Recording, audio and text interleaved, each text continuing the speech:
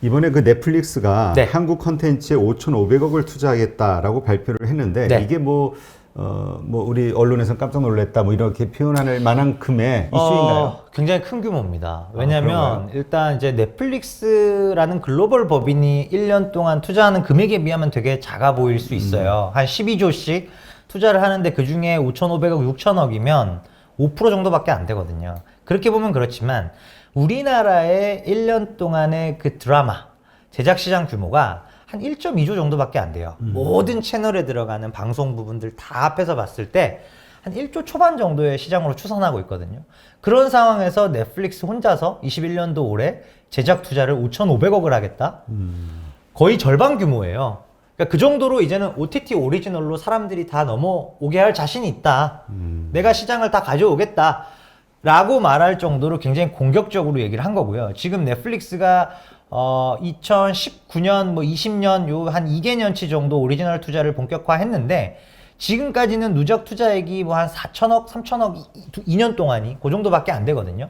근데 올 한 해만 5,500억을 추가적으로 할 거고 그걸 통해서 대작 드라마를 포함해서 한 15편에서 20편 정도를 만들 수 있는 사이즈거든요. 굉장히 공격적인 라인업으로 보시면 됩니다. 그게 이제 한국의 컨텐츠가 장사가 된다는 의미겠죠? 그렇죠. 아무래도 이제 K 드라마를 중심으로 아까 K 팝도 그렇지만 K 드라마가 어떻게 보면은 우리나라에서 소위 속된 말로 전 세계에 먹히는 두 개의 컨텐츠 카테고리가 그 두 가지거든요.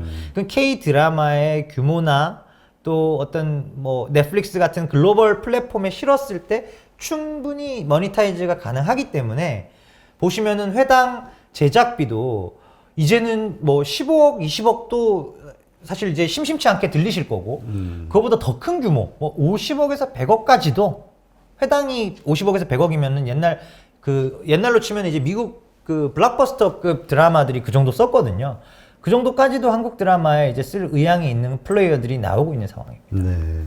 하여튼 좋은 뉴스이기는 한데 네. 결국 이거는 또 한국에 그만큼 수혜를 입는 업종들이 있다는 거겠죠? 물론이죠. 기업들이? 예. 아무래도 넷플릭스도 본인들의 모국어인 영어 스페인어 쪽은 컨트롤이 가능하지만 한국인들이 뭘 좋아하는지는 넷플릭스 본사 인력들은 잘 모르겠죠. 그렇죠. 예. 그러다 보니까 당연히 로컬 제작사들과 파트너십을 할 수밖에 없고요. 그러면 넷플릭스 오리지널에 대한 수주를 누가 많이 가져갔을까 생각을 해보시면은 우리나라에 이제 캡티브 채널을 끼고 있는 굴지의 제작사들, 스튜디오 드래곤, J 컨텐트리, 또 SBS 산하에도 이제 드라마 스튜디오가 생겼고요. 그렇게 그 3대 하우스들 외에 또 키스트, 이제 그런 이제 사마 네트워크스 쭉쭉쭉 많이 있지 않습니까? 펜엔터, 에이스토리, 그런 이제 드라마 제작사군들이 전반적으로 가장 큰 수혜군에 해당합니다. 네. 그러면 어떻습니까? 지금 이게 이미 말씀하신 그런 제작사들, 드라마 네. 제작사들의 주가에 반영이 돼 있는지 예. 아니면 이제 아직 이 뉴스에 대한 것이 반영이 안 됐는지. 일단 반영이 많이 되어 있죠. 그게 그럼- 이제 작년 말부터 드라마 제작사들이 좀 많이 움직이게 된 상황이고요. 다만 실제로 넷플릭스의 수혜 폭을 본다면 대형 제작사들로의 쏠림 현상이 큽니다. 근데 주가가 움직이는 건 소형 제작사들이 더 많이 튀었거든요. 예, 그 말인즉슨 대형 제작사들에 대해서 어떻게 보면은 지금 기회가 남아있다. 예, 그렇게 보실 수 있는 거예요. 실제로 수혜는 많이 받을 텐데 주가 자체는 또 무겁잖아요. 시총이 크다 보니. 그런 상황에서 오히려 지금의 딱 주가만 놓고 본다면은 대형 제작사들 쪽에는 여전히 기회가 남아있다. 그러면 그 소형 제작사들이 오른 만큼 상승폭만큼 대형사들은 못 올랐다. 못 올랐죠, 실제로도. 근데 어쨌든 밸류에이션으로 놓고 봤을 때는 어때요? 밸류에이션은 사실은 소형 제작사들은 밸류에이션이 없어요. 너무 높아서. 예, 적자인 기업들도 꽤 있고, 이게 보통은 소형 제작사들은 1년에 한 2편에서 4편 정도 틉니다. 근데 우리나라 연간 드라마 제작 시장 규모가 OTT 오리지널까지 이제 합해서 본다면 90편에서 100편 규모거든요. 예, 그 중에 대형사들이 20개, 15개, 15개 이렇게씩 하고, 나머지 군소 제작사 10몇 개가 누구는 2개, 누구는 하나 하는 데도 있고, 누구는 3개, 4개 이렇게 하거든요. 그러면은 이제 특정 라인업이 히트를 하기가 20개 하는 애들은 한두 개는 무조건 히트하겠죠. 근데 세네 개 하는 애들은 히트가 하나도 없이 넘어가는 애도 있어요. 그럼 그런 애는 실적이 깨지죠. 그래서 지금 밸류에이션으로 접근하기는 되게 어렵습니다. 소형사들은. 그러면 그 얘기는 결국 그 이쪽 업체들은 우리가 뭐라 그럴까? 모멘텀 플레이라고 하죠. 장기 보통. 투자하기는 좀 어려운 어렵죠. 섹터네요. 굉장히 어렵죠. 예, 예. 그러면 그 모멘텀은 언제 살아납니까? 이런 어떤 그 전체 섹터에 어떤 이런 좋은 호재가 있을 때 사는 건가요? 아니면 어떤 개별적으로 어떤 호재가 있나요? 둘 다 해당됩니다. 일단은 뭐 섹터 사실 작년 같은 경우에는 어떻게 보면은 이제 순환매가 돌면서 마지막으로 드라마 제작사들이 한번 세게 들어 올라가는 구간에서 중국발 루머도 나왔었고요. 실제로는 아니었지만. 그리고 또 여러 가지 이제 중소 제작사들 입장에서 대작 드라마에 대한 어떤 그 일정, 스케줄들이 조금 구체화되는 정도의 이벤트를 가지고 사실 주가는 좀 과도하게 많이 가긴 했어요. 근데 실제로는 이런 기업들은 이제 어떻게 보면 업계 전체 공통된 이슈들이 뭐 한한령 해제라던가 이런 이제 모든 제작사를 관통하는 그런 이슈가 하나 있고요. 또 하나 개별주들의 누가 많이 오르고 누가 적게 오르고는 뭐냐면은 예를 들어 에이스토리 같은 건 엄청 올랐잖아요. 네. 그런 부분들이 이제 뭐 지리산 같은 대작 드라마 21년도에 온에어 방송되는 대작 드라마에 대한 뭐 캐스팅이 된다거나 뭐 주인공이 정해졌고 뭐 이제 크랭크인 촬영에 들어갔습니다. 뭐 이런 뉴스 플로우들이 돌 때 또는 돌기 직전에 주가들이 보통 움직이기 시작합니다. 이거는 정말 약간 전문가의 영역인데요. 일단은 그래서 정말로 드라마를 좋아하시면 드라마 제작사들을 투자하시기가 쉬워요. 내가 좋아하니까 정말 인기 끌만하다 싶으면. 네. 내가 지리산이라는 드라마에 대해 관심이 있었고 김은희 작가의 라인업들이 다 나랑 너무 잘 맞아서 캐스팅이 언제 되는지 그냥 평소에 궁금한 거예요. 그러다가 캐스팅이 됐네? 남들보다 빨리 알 수 있거든요. 그러면은 이제 살 수 있고 뭐 그런 거죠. 그래서 그러니까 자기가 아는 분야에 투자해라. 이게 여기에 적용되겠네요. 바로 여기에 적용이 됩니다. 엔터도 사실 마찬가지고요. 네. 아티스트 라인업들이나 드라마 라인업 다 이제 큰 맥은 다 이제 대동소이한 거죠. 주부들이 잘해야 될 것 같은데. 근데 그 지금 넷플릭스가 이제 이렇게 성장하고 있는 이 과정, 네. 이걸 보면은 이제 이 OTT 시장이 전체가 이제 아주 크게 성장하게 될 거잖아요. 네네. 해외는 일단 차치하고라도 네네. 국내도 일단 또 OTT 업체들이 있는데. 네. 과연 이 넷플릭스나 뭐 나중에 디즈니나 네네. 아니면 뭐 진짜 뭐죠 그 아마존이나 뭐, 예. 이런 것들을 이길 수 있을까? 뭐 이런 생각이 들거든요. 국내 OTT들이요. 네. 토종 OTT들이 사실 뭐 지금 일단 넷플릭스가 들어오고 나서 어떻게 보면 속된 말로 맥을 못 추는 그런 상황에 있는 건 맞고요. 다만 이제 넷플릭스가 들어와서 우리나라 OTT 시장 자체를 개화해 준 부분은 상당히 좀 긍정적으로 보셔도 될 것 같아요. 그래서 지금 우리나라 가구 수를 뭐 한 2,200만 가구 정도로 보통 이제 추계하는데 그 중에 넷플릭스 가입자 수가 350만에서 400만 가량 되고요.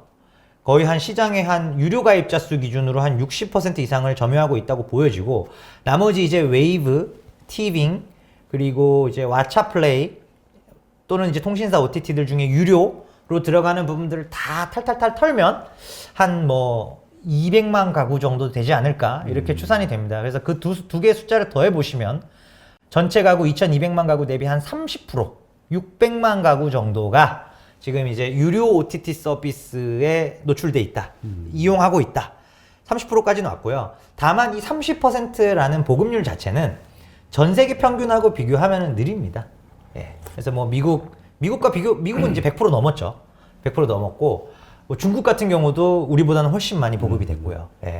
그래서 그래서 이 말씀을 들어보니까 그냥 투자의 관점에서는 넷플릭스가 이렇게 뭐 1년에 5,500억을 쏟아 부으면서 이렇게 그러니까 쏠림 현상이 지금은 60%지만 갈수록 더 심해지지 않을까라는 생각이 들거든요. 그럴 수 있습니다. 지금과 같은 투자 기조가 이어진다면. 그렇죠.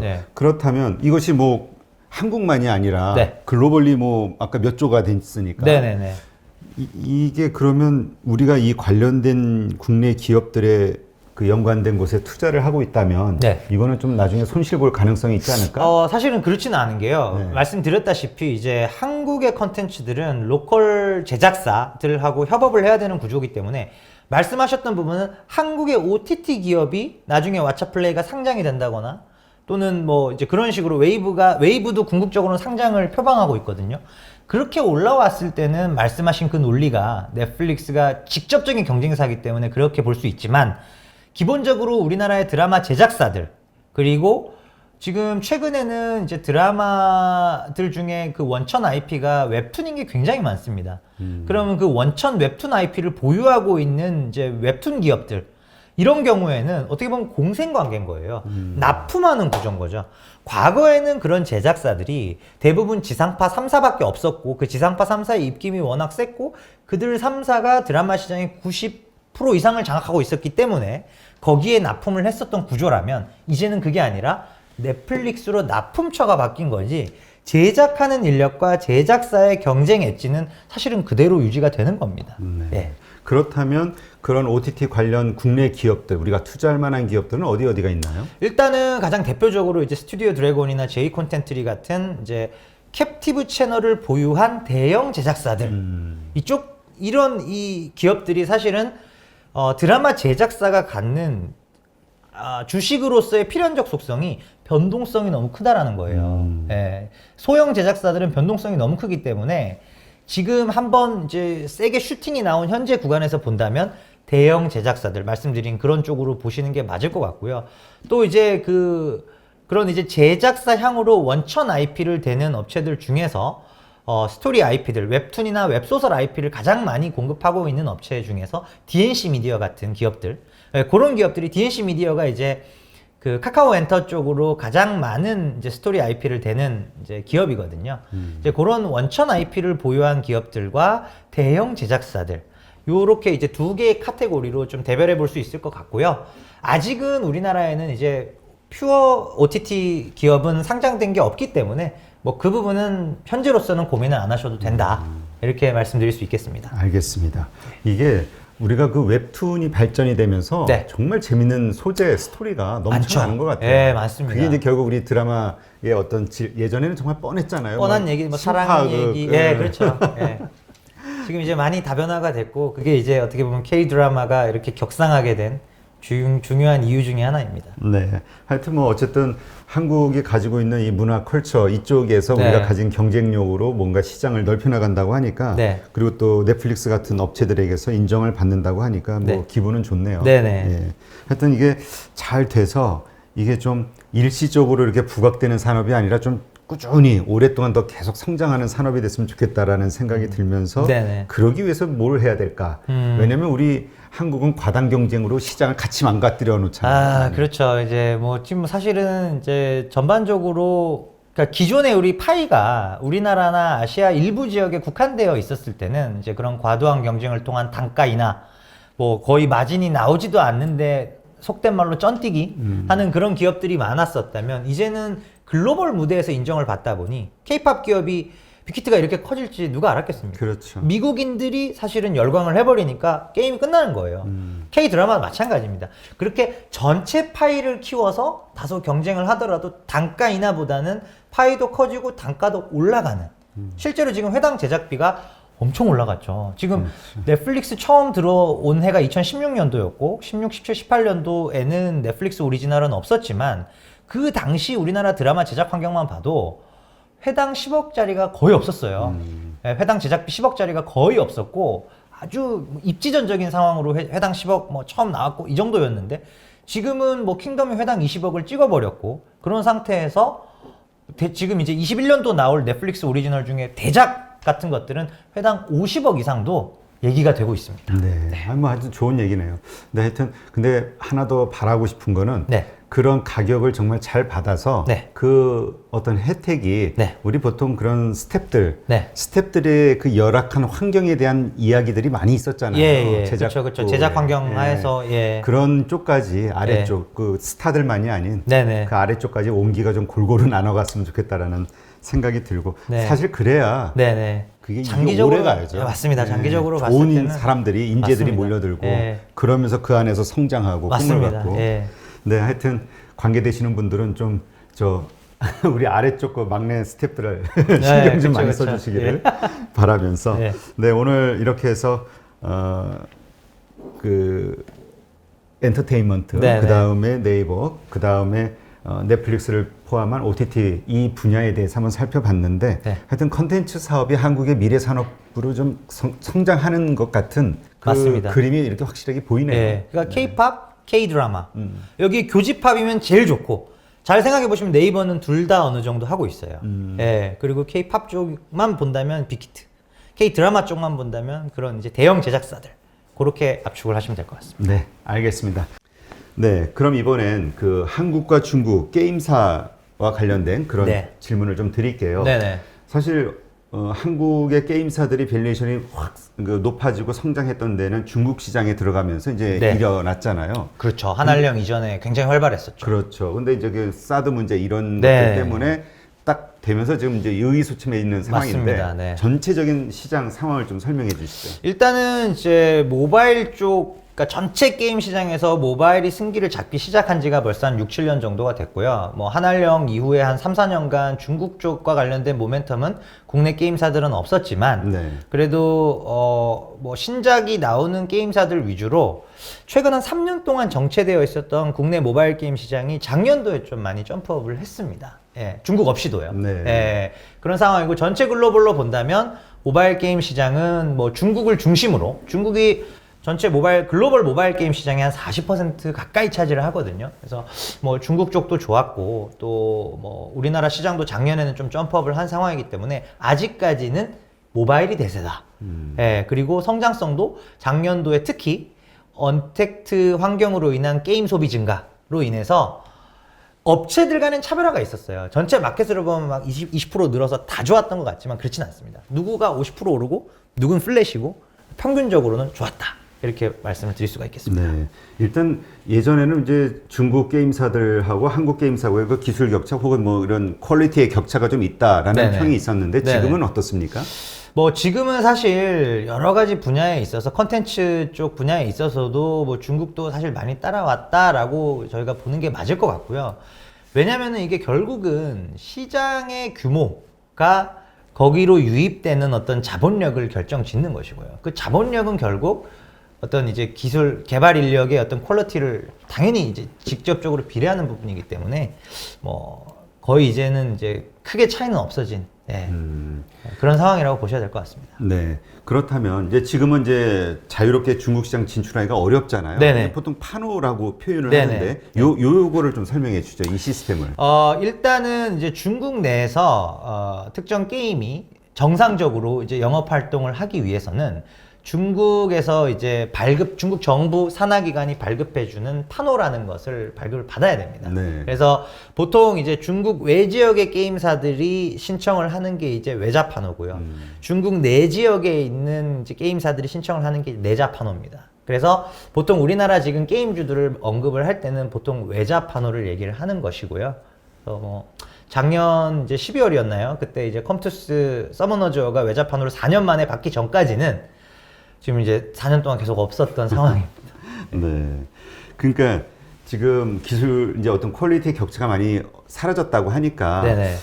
이제 시장이 만약 본격적으로 그 열린다 개화가 하더라도 된다고 하면, 네. 열린다 그럼 판호를 뭐 받고 네네. 이렇게 해서 진출을 한다 해도 과연 우리 이제 경쟁력이 있겠는가 이거에 대한 일단은 사실은 그래서 IP가 중요한 것이고요. 만약에 이제 뭐 NC소프트가 됐든 컴투스가 됐든 자체 IP에 자체 개발을 하는 제작사라면 저는 충분히 승산이 있다고 봅니다. 그럼 최근에 이제 계속적으로 막혀있던 IP, 한국 IP가 서머너즈워를 어찌됐건 허가를 해줬잖아요. 왜 그랬을까? 보시면은 매출 의존도가 특정 지역에 20, 30%도 안 나와요. 그러니까 뭐 유럽 20%, 미국 20%, 아시아 20%, 국내 20%뭐 이런 식으로 쫙 글로벌리 잘 분산이 되어 있는 IP가 바로 이제 서머너즈워 같은 것들이고 그런 이제 글로벌로 영향력이나 인지도가 높은 게임에 대해서는 중국도 사실은 크게 거절할 이유가 명분이 그런 것들이 좀 약해진 게 아닌가. 그러니까 그런 IP들을 조금 더 많이 발굴을 하는 것이 그러니까 왜 리니지는 안 됐는데 서머너즈워는 됐을까? 예. 그런 좀 글로벌화된 IP 경쟁력 이것만 있다면 뭐 한국과 중국 간의 어떤 격차가 줄어들었고 이 자체는 문제는 아닌 것 같아요. 근데 그 경쟁력의 차이는 결국 그런 건가요? 결국 중국 사람들이 좋아할 만한 게임이냐, 그렇죠. 특성을 가지고 있냐. 예, 맞습니다. 근데 한국과 중국 사람들이 좋아하는 특성이 같냐 틀리냐 이게 좀 궁금하거든요. 일단 비교적 유사합니다. 그러니까 한국과 중국에서 MMORPG라는 장르가 비교적 잘 되는 편이고요. 반대로 일본에서는 뭐 퍼즐류라든가 완전 그런 그 무거운 류 말고 캐주얼 게임이라든가 이런 쪽이 오히려 좀 잘 되고요. 이제 어떤 국민의 특성 차이도 조금 있겠으나 한국이나 중국 같은 경우에는 이제 이기기 위해 게임을 합니다. 예. 예. 그리고 남들보다 더 빠르게 레벨업을 해야 되고요. 그 얘기는 결국 현질이라고 하잖아요. 예, 그렇죠. 아이템 사가지고 집중적으로 삽니다. 그러니까 MMORPG 같은 것들이 잘 되는 거고요. 뭐 일본도 조금 일본이나 또 서구권 MMORPG가 서구권 가면 잘 안 되잖아요. 왜냐면 유럽이나 미국 사람들은 즐기기 위해 게임을 합니다. 예. 그러니까 조금씩 그 레벨업을 하는 예, 과정을 예. 즐기는데 그러니까 내가 오늘 2시간을 투입할 수 있다. 난 2시간 즐겁고 싶다. 그래서 내가 좋아하는 게임을 하는 거죠. 그 2시간 동안 레벨이 2개 올라갔다. 즐거웠으니까 된 거죠. 근데 그게 우리나라는 그게 아니라 내가 2시간밖에 시간이 없긴 한데 맥스로 내가 새벽 2시에 자도 되니까 5시간 하고 잘 거다. 그 5시간 동안 레벨 10개는 올려야 되는데 그냥 하려니까 너무 힘든 거예요. 5만 원만 쓰면 빨리 학생들이 예를 들어 5개 올릴 거 나는 5만 원 쓰면 10개는 올릴 수 있으니까 5만 원 쓰자 이렇게 되는 것이죠. 그러니까 이게 참 이 급한 성격이 예, 거기에도 예. 나오고 예. 또 하나는 그 승부욕이죠. 예. 저도 무슨 하여튼 어떤 게임을 하나 예. 들어가 봤는데 누가 네. 이제 지인이 뭘 보내줘가지고 네네네. 그래가지고 보내면 내가 이걸 뭐 하면은 가입하고 이걸 뭐 캐릭터를 형성을 하면 뭐 네네. 상품을 받는다 뭐 네. 이래가지고 한번 해본 적이 있어요 몇 년 전에. 네네. 근데 거기 들어가서 그 대화하는 걸 보니까 네네. 중국 그 게이머들한테 게이머들하고, 그 우리 네. 속칭 그 지니까 발린다고 하잖아요. 그렇죠, 예. 지니까 열받으니까 돈을 갖다 막 사기 시작하는데 예. 얘기를 들어보니까 예. 2달 동안 한국 사람인데 네, 2달 동안. 8천만 원을 아이템을 샀다고 그러더라고요. 그러니까 뭐 그래가지고 아니 8천만 고급 승용차 한 대인데. 그러니까요. 그 얘기 듣고 근데 그게 많이 쓴 게 아니라는 거예요. 그렇다고 하더라고요. 몇 억은 네. 기본이라고. 예. 그러니까 이게 예를 들어 이제 리니지 같은 경우가 그런 경우가 많을 텐데, 그러니까 그 세계가 영원하다라는 가정이 있어야만 8천이든 1억이든 쓰는 거 아니겠습니까? 그러니까 리니지 M과 리니지 2M은 영원히 존속된다라는 가정이 게이머들 사이에 굳건히 자리 잡고 있는 것이죠. 그러니까 그 생각을 갖고 있더라고요. 내가 산 이 아이템들을 네. 내가 만약에 팔고자 마음 먹는다면 난 다시 현금을 회수할 수 있어. 얼마든지 회수할 수 있고, 내 인생과 내가 리니지를 하는 이거는 끝까지 같이 가는 거기 때문에 또 하나의 세상. 예. 참. 예. 하여튼 이러한 근데 이제 그러다 보니까 이 게임 중독 그다음에 예.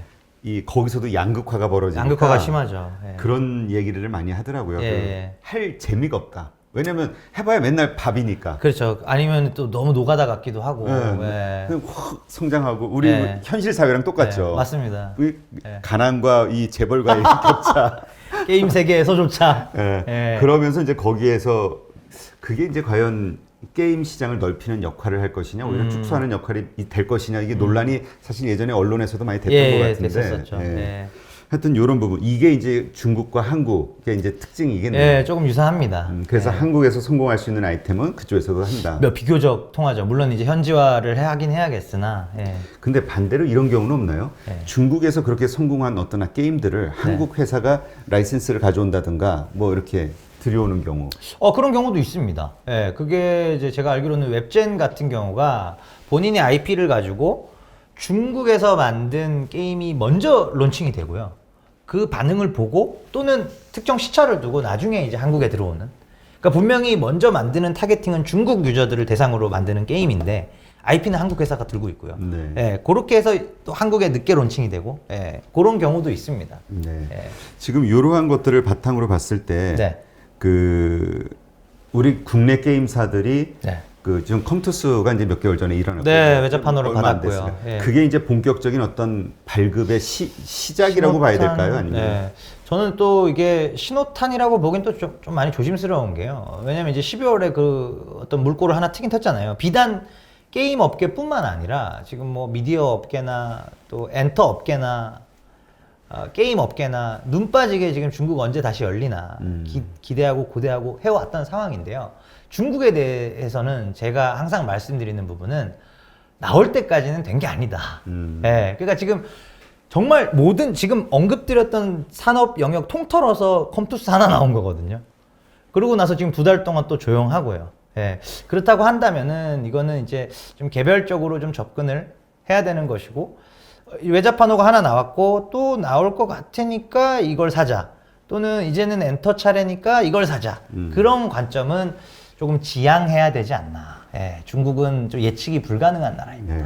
그러면 한국의 그 게임 이 산업, 네. 여기 기업들의 올해 그 어떤 성장에 혹은 주가 상승의 이유가 될 만한 모멘텀은 네. 사실 중국 시장 진출 이게 가장 강력할 것 같은데, 그렇죠. 이거 외에는 없는 건가요? 아, 있습니다. 어떤 것들이 일단은 이제 신작들이 가장 중요한 하나의 포인트고요. 또 하나는, 그러니까 지금 모바일이 지배하는 구간이기 때문에 전체 글로벌 게임 산업에서 모바일 안에서의 신작이 있느냐, 이게 첫 번째고, 또 하나는 모바일이 언제 다른 영역으로 넘어갈지 모릅니다. 콘솔, 뭐 클라우드, VR 게임 이쪽으로 언제 넘어가도 이상하지 않은 상황이거든요. 그럼 이제 그 다른 넘어가는 분야에 대한 준비가 얼마나 잘 돼 있느냐, 이 두 개의 차원으로 이제 볼 수가 있습니다. 그래서 뭐 우리나라 가장 대표적인 게임주 3N이라고들 많이 일컫잖아요. 그래서 뭐 넥슨, NC, 넷마블 이렇게 봤을 때는 사실 이제 뭐 NC나 넥슨 같은 경우가 저는 말씀드렸던 그 두 가지 조건을 충족하고 있다. NC는 올해 블레이드 앤 소울 2라는 모바일 신작이 나오고요.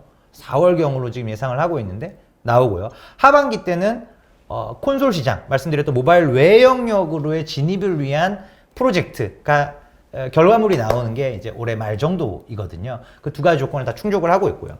넥슨 같은 경우에는 지금 모바일 쪽에서 신작은, 넥슨은 조금 더 NC소프트랑은 다르게 더 다양한 IP들을 갖고 있습니다. 큰 규모의 메가 IP들을 더 많이 들고 있는데, NC의 경우에는 신작은 신작대로 나오고, 또 하나 이제 NC는 이제 중국과 관련된 익스포저가 던전 앤 파이터, 던파 모바일이 언제든 이제 중국 쪽으로, 표면상 일본 기업이기 때문에 이제 중국과 비즈니스를 하는데 제약이 없거든요.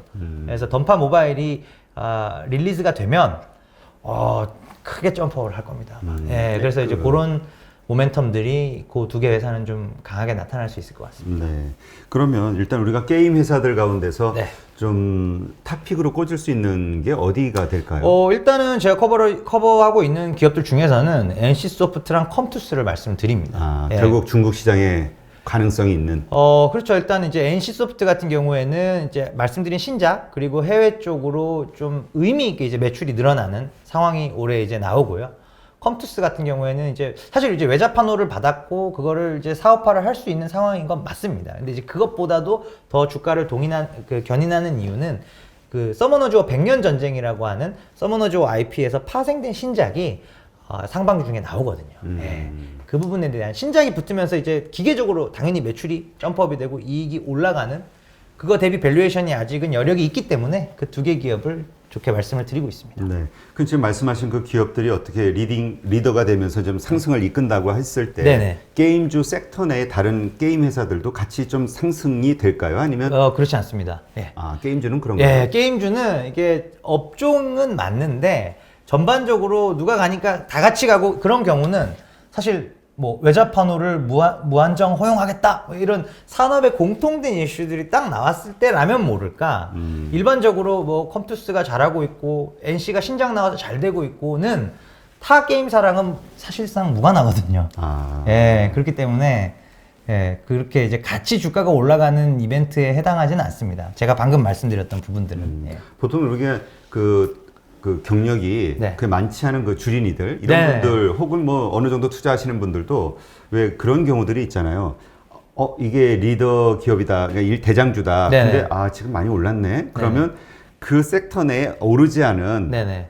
저평가된 그 기업들을 찾아서 거기다 투자를 하는 경우가 많잖아요. 그렇죠, 그렇죠. 근데 예. 이제 이게 게임주에는 그게 맞지 않는다. 그렇죠. 저평가를 찾으시더라도 신작이 나올 만한 곧 나오는 예, 뭐 그런 이제 기업들을 찾는 게 맞죠. 그 게임이 나온다라는 거는 주가의 상승이 확실하다라고 이해를 해야 되는 건가요? 아니면 나와서 실패할 수도 있는 거잖아요. 실패할 수 있죠. 그래서 다만 나오기 전까지는 주가가 좋습니다. 나오기 전까지는. 네. 근데 나왔는데 반응이 또 괜찮다 그러면 이제 계속 가는 거고. 반응이 많이 괜찮아야 갑니다.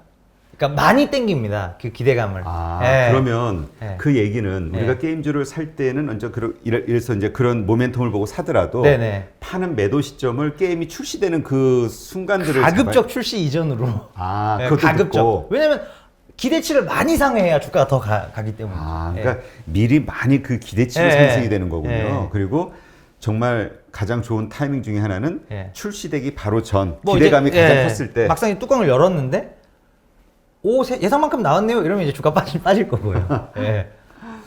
일반적으로 그렇습니다. 그래요? 예. 아, 그러면 게임주의 적절한 매수 타이밍은 그럼 이게 우리가 그 게임을 이제 신작 게임이 나온다라는 것이 알려지는 시점이 있잖아요. 네네. 그 시점이 보통 출시되기 어느 정도 전에 먼저 나오고 들어가기 좋은 타이밍이 보통은 이제 한 케이스에 따라 다르긴 한데 빠른 경우에는 한 9개월 이전에도 나오기도 합니다. 아, 그래요? 네, 신작 예를 들어서 이제 펄어비스 같은 경우에 지금 붉은 사막이라고 하는 이제 콘솔 및 PC향 대작이 하나 있는데 올해 4분기에 나오거든요. 근데 나온다고 얘기한 지는 한 2년 정도 된 것 같은데요. 길면 그렇기도 합니다. 네, 근데 짧으면 뭐 한 최소한 그래도 한 6개월에서 9개월 전에는 알 수 있죠, 저희가. 아, 네. 그러면 보통 출시 예정일이 그래도 나오잖아요. 나오죠. 출시 예정일 한 6개월 전쯤을 타이밍으로 잡으면 될까요? 매수? 뭐 그러고 이제 보통은 이제 완전 새로운 IP는 조금 이제 리스키하고요. 위험 부담이 있고 땡땡2 땡땡 3. 예. 그러니까 블레이드 앤 기존의 소울 2. 팬들을 끌고 갈 수 있는 예, IP에 대한 고정 수요층이 있는 서머너즈도 원래 있었던 건데 서머너즈와 100년 전쟁. 아, 그 했던 애들은 한번 다운은 받겠구나. 예. 야. 그런 식으로 예. 이거- 메가 히트작의 뭐 2, 3, 4 또는 모바일 버전 뭐 이런 거면 어느 정도는 검증이 되죠. 네. 게임 주는 게 약간 눈치 작전인 것 같은데. 네, 그래서 라인업에 대한 그 타임라인하고 그런 것들을 조금 면밀하게 좀 관심 있게 보시면은 좋으실 것 같습니다. 네. 일단 중국 게임 시장 규모는 어느 정도 되나요? 우리가 그렇게 크게 예. 기업 가치가 변동될 정도로 그게 네. 큰가요? 우리나라 모바일 시장이 게임 시장이 전체 게임 시장 16조 중에 모바일이 8조 정도 됩니다. 아, 한국 8조? 경우에. 근데 중국 모바일 시장만 한 30조가 넘습니다. 한 35조? 예. 오. 한 우리나라 모바일 시장의 4-5배. 아, 근데 예. 35조면 생각보다는 크진 않은데요? 왜냐면 인구 대비로 봤을 아, 때. 인구 대비로 보면 그렇죠. 예, 그 얘기는 예. 35조지만 엄청나게 더 성장할 수 있는 가능성이 있는 거 아닌가요? 그렇게 볼 수도 있고 아니면 우리나라가 인구에 비해서 게임에 너무 엄청 빠져있다. 많이 워낙 또 집중적으로 MMORPG 그 리니지 이런 거 보시면 뭐 억 단위 막 그 반대로 둘 다 생각하실 수가 있을 것 같아요. 예. 네, 알겠습니다. 하여튼 투자하기 전에 이런 전반적인 것들을 다 검토하시고 예. 게임 주에는 투자해야 되는 그런 그 섹터네요. 네. 그렇죠. 예. 네, 알겠습니다. 이렇게 해서 오늘도 이 게임 그리고 쿠팡과 관련한 여러 가지 정보를 좀 자세하게 알아볼 수 있는 시간을 가졌고요. 좋은 인사이트 이렇게 해주셔서 고맙습니다. 아닙니다. 감사합니다. 네. 네.